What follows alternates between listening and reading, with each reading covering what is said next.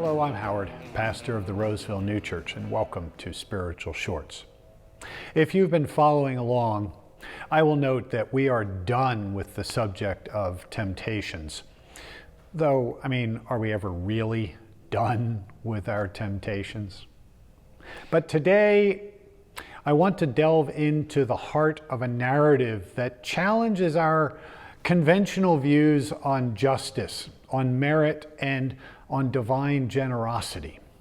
The parable of the laborers in the vineyard. In our lives, it's easy to fall into the trap of believing that our good deeds and hard work, they should earn us a special place in the eyes of God and in others. We think, I followed all the rules. What more do I need to do?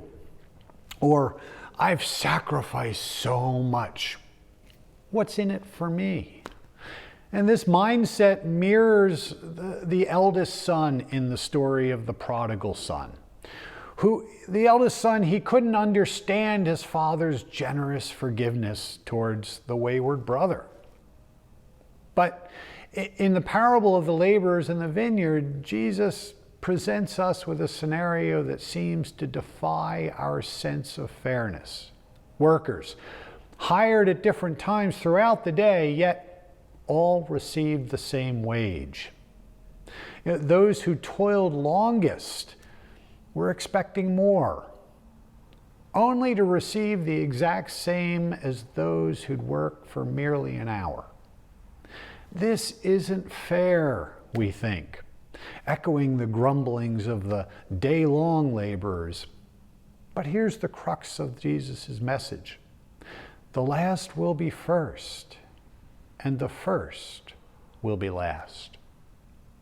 This parable isn't a lesson about labor relations in biblical times.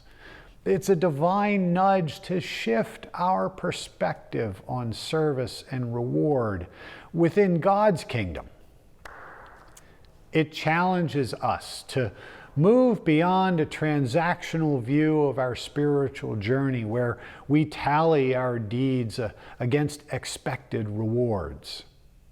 Instead, it calls us to embrace a life of service and love, trusting in God's understanding of our true needs.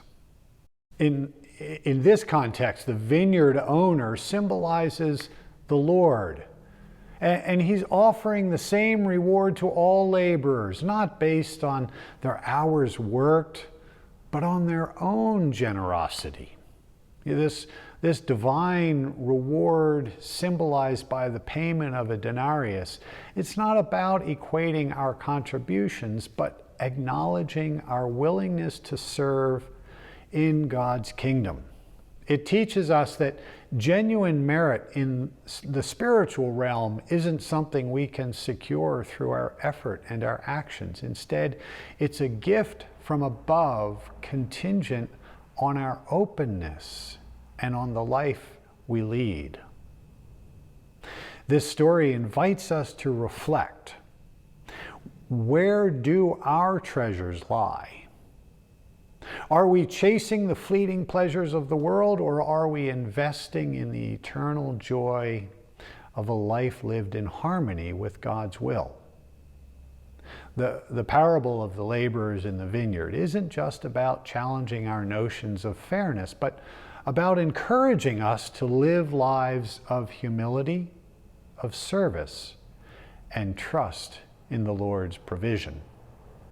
So, as we ponder the lessons from this story, let us strive to be laborers in God's vineyard, who serve not for the reward, but for the love of God and our neighbor. Let's remember that in God's kingdom, the true measure of our lives isn't qualified by our worldly achievements, but by our capacity to love, to serve, and to trust in the divine plan. Thank you for joining me for this episode of Spiritual Shorts. Until next time, keep your faith strong, your heart open, and remember, in the eyes of God, We are all cherished laborers in his vineyard. God bless you.